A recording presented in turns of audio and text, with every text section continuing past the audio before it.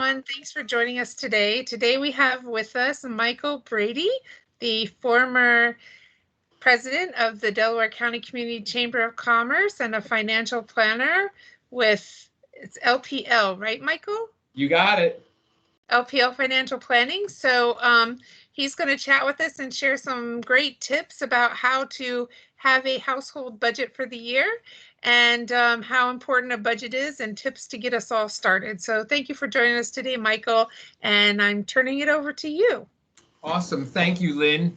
It was great to meet you at the chamber event that we did a little while ago. And I know your organization is doing some great work out there in the community.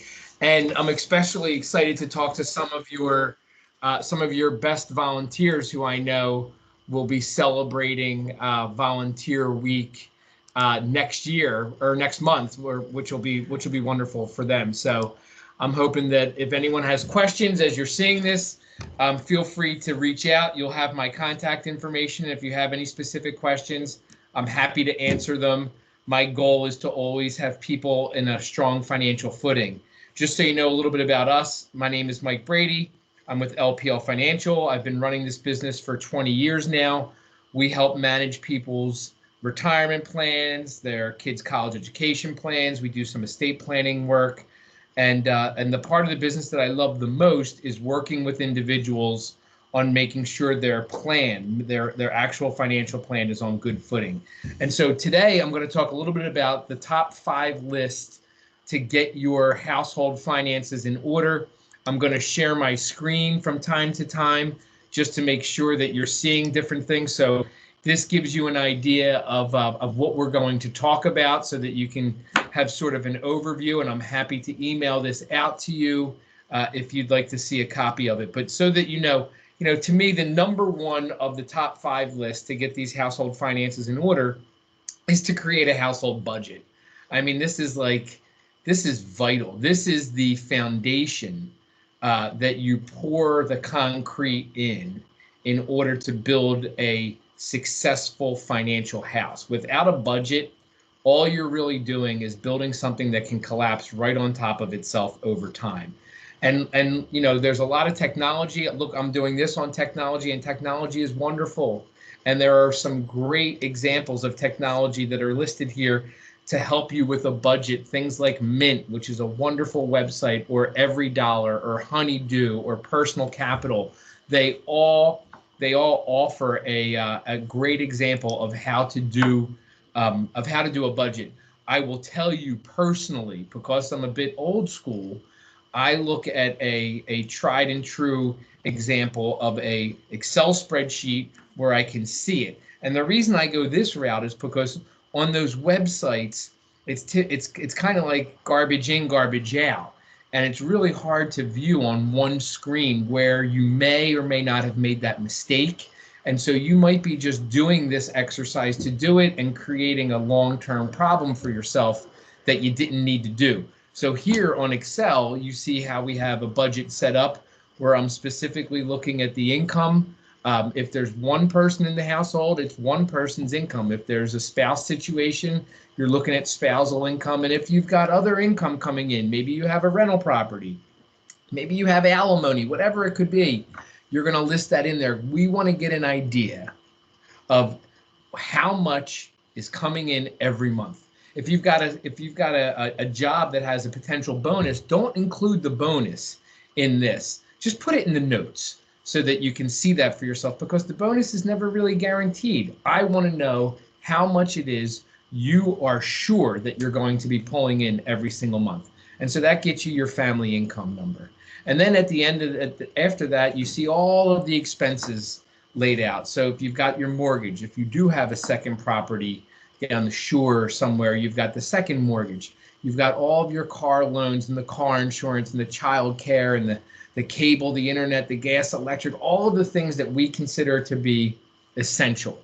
You see that all towards the top, and then following the water bill, you've got what I call your more variable expenses, right? The fixed expenses are at the top, the variables are towards the bottom. Cleaning of your house, groceries, entertainment, shopping, kids' activities if kids are in the picture, and of course the dreaded miscellaneous, which is always going to be there. And that's where all the sort of money hides out. But that, at least when you list all of that stuff down there, you'll see your total expenses. This sheet actually automatically adds them together and automatically subtracts them, so you net out and see, hey, am I living net positively or am I living net negatively? Hopefully, you're living net positively. If that's not the case, it's a good time to take a look at those expenses and see where some cuts need to be made.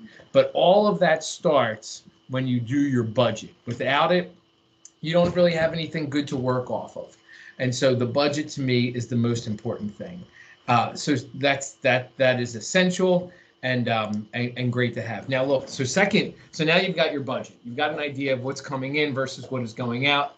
The second is to understand what is good debt versus bad debt. And I'm going to go through a couple examples of good debt. A mortgage. At these historically low interest rates, mortgage is great debt to have. And we work with clients all the time to take a look at the decision they have to make between, hey, do I want to pay off my mortgage entering retirement, or do I want to keep my mortgage during the retirement years, or hey, I'm considering buying an investment property. Do I want to pay cash or drain some investments, or do I want to take a mortgage out or refinance and pull cash out? Mortgage is great debt. Home equity is great debt. Low interest student loan, great debt. Why? They all come with a tax deduction. Tax deductions are at a premium. It helps you kind of reduce all of that expense load, and it's a good thing to have. As long as you're not overextending yourself, obviously. A car loan, especially a 0% car loan, as long as you're doing it right. I'm a big fan of that. All three U.S. auto manufacturers offer 0% over 5 years. And I always argue, why not use their money rather than yours to buy a vehicle? And if you can get 0%, you're definitely using their money. And then things like a large purchase loan, as long as it's done right. So places like Best Buy, where you would go in and buy a $2,000 flat screen television, and they offer you a 0% financing option over 18 months, as an example. Well, as long as you pay that off during that window, that to me is considered good debt, because you haven't used any of your money. Now, the bad debt side of that, and we're going to talk a little bit about other bad debt, but the bad debt side of that is if you don't pay those types of things off in the period that it's laid out, all of the interest that was deferred ends up coming back into you, and you pay a very, very hefty price, worse than the typical credit card. Credit card to me is under bad debt. That is like quicksand. That is the debt that you want to get out of as quickly as possible. And if the merchant card, like I was talking about above, gone wrong, fits right into that example. Now, look, if you're sitting in credit card debt, I'm going to share with you one of the websites that I actually really like. And this is a credit card debt gone right website. Let's see if I can pull it up right here. Stop sharing and share. Here's the credit card one. It is right here. Credit card payment. So this should give you an idea of what a credit card calculator looks like, so that you are able to be able to calculate how much you want to pay in that payment or the desired payoff time period. Any of those will help you get yourself out of credit card debt, and I think that's a wonderful thing if you can pull it off. I can see your screen. Did you have the name of the website? I do. It's Credit Karma's website. So Credit Karma, can you see it now? Yes. Okay, so Credit Karma has a great debt repayment calculator. So you plug in the balance owed, the interest rate, the expected month, and it'll calculate either. You can plan for either the expected monthly payment if you have a goal of how soon to pay it off, or you can calculate how long it's going to take to pay it off if you've got a fixed number that you're going to use to help decide, how much you can afford to pay. So that's one great website, and it'll help you get out of credit card debt. Thank you. Credit Karma is a great site to begin with. There's lots of other good uses for it, but that's one of the best. And so, again, the second is that debt, understanding good debt versus bad debt. The third thing on the list is building a household savings base. So again, back to that, back to that budget that we talked about. The hope is that you've got income coming into the household, expenses going out of the household, and there's some money that is in the middle. That money in the middle is what you use to create your household savings base. The question that we get all the time is, in a good financial plan, Mike, how much should we have in savings? Going back to the budget, if you figure out what your fixed expenses are, I talked about the difference between fixed expenses and variable. If you've got 4 to 6 months of your fixed expenses sitting in a savings account, you're in great shape. You are in fantastic shape. And so let's say, for example, that your fixed expenses add up to be $5,000 and you have somewhere between $20,000 and $30,000 in a savings account. You can weather most storms that are going to come your way. Most of the curveballs that life is going to throw at you, you're going to be okay. And the extra money that you have, you should start considering doing things in addition to saving, investing with those dollars. But getting to that space is first. How do I get there? Take a good look at that budget. See if there's money that you're spending that you ought not spend. And that's probably where you're going to find the additional money that you need in order to be able to reach your savings goals. So, once you do that, you can start really setting some additional goals on top of savings. And that's the fourth on my top 5 list. Setting reasonable and attainable goals for your financial future. One being having that savings account, being able to weather that storm. Others include things like, hey, I want to retire at some point in time. I want to help my kids pay for their college education. I might want to get a house down the shore. All of those things are great financial goals. Make sure they're attainable, though. So, for example, if you have $1,000 extra coming in and you have no savings, don't set a goal to have $50,000 in savings over the next year. It's most likely that you're not going to reach it and you're going to get discouraged along the way. So make sure those goals are attainable. Write them down. That's the best way to define your success. On your budget, if you take another look at the bottom of that budget that I was sharing, I'm going to share it again real quick here. You should see it right here. This is in the notes section. This is where you should have your goals written down, because this is the budget is the sheet that you use to help accomplish those goals. So why not have them in the same spot? So if you have a goal of, hey, I want to be able to retire by the age 60, well, okay, if you're underfunded for retirement, well, now you can see what you need to change in your budget in order to be able to add the extra money you're going to need to add to be able to accomplish that goal. Again, the budget being the most vital and most important thing to define all of that stuff. And so, those were 4 of what I consider the top 5 list in order to get your household finances in order. The 5th is understanding financial planning basics. And it's a series of things that I'm going to quickly cover. 1, lock in that budget. That's the vital thing. That's financial planning 101. Remember, it's the foundation with which we build on. Number 2, know the money in the middle. The money in the middle is, here's the income, here's the expenses. You should know by heart the difference between those and know how you're spending that. Build a plan towards it. That plan should include a short-term investing plan or short-term savings plan to get you up to that level that you want to be. And then you can build what I call your tiered investing plan.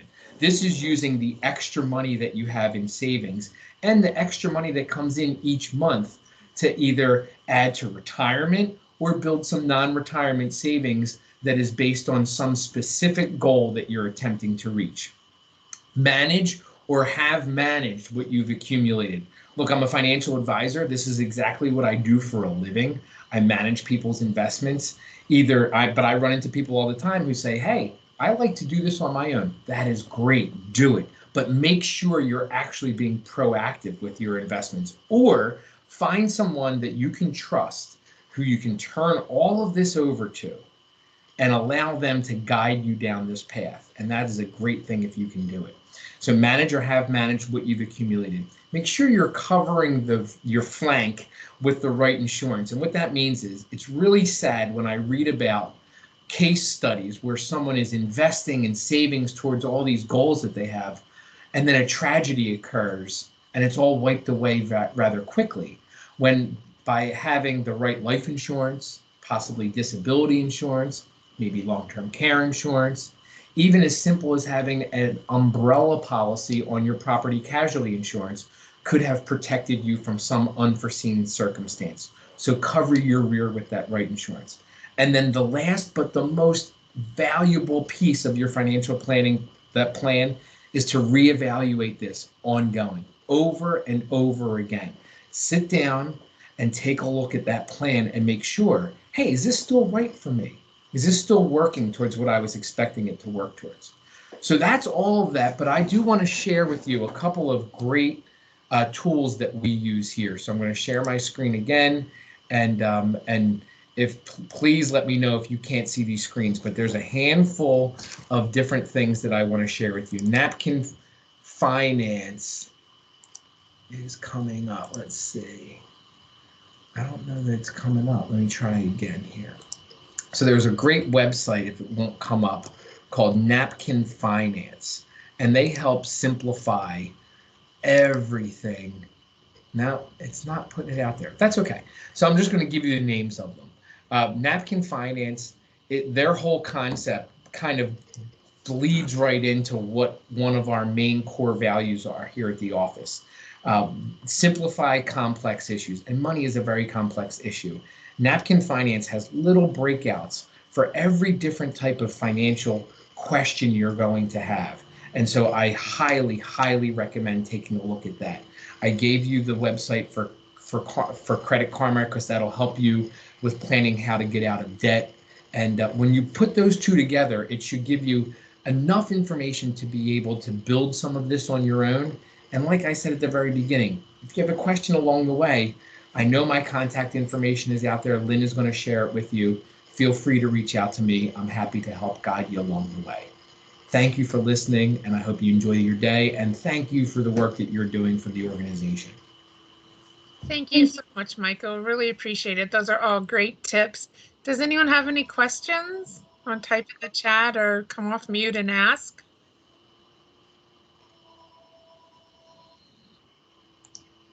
Sean is typing, so he said thank you in the chat. Awesome. He said he's used Credit Karma and it works well. Great. So good. I like that tip of having your goals in the same place where your kind of your spreadsheet, your kind of in and out balances is. I mean, I haven't done that piece, but I think that's a good reminder to have that in front of you where you want to go. Absolutely. It's the best way to see how successful you are because it's right in front of your face. And Michael, I have a question on the budget. So if you have a 401k, where do you put that on your budget as an expense? No, you don't, because it's an after. So the money that you're pumping into the 401k is pre-tax money that's coming out of your check. But here's the thing. If you're evaluating whether or not you're on track to retire and you come to the conclusion that you're not, and there's a thought of maybe I need to add more money to my 401k to be able to accomplish that goal, the first place you're going to turn to is your budget to see, do I have room in my budget to do that? See, if you don't have the budget, you might make the knee-jerk reaction to say, yes, I'm going to increase my contributions to the 401k because I need to get back on track for retirement. And then 3 months later, you find out that you're going into credit card debt because more of your paycheck ended up going into the 401k, thus leaving you in the red each month. Okay. See how they kind of work together? Yeah, that makes sense. Thank you. You're welcome.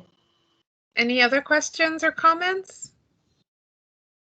All right, well, I don't see any. I just again want to thank you so much, Michael, for your time. We are recording this. I will share your contact information with everyone, and if they have any questions, I'm sure they will reach out to you. So thank you again so much for your time, and I look forward to seeing you at the Yes. Delco Chamber meetings. Take care. Bye-bye. Take care. Have a great day. Thank you. Bye-bye.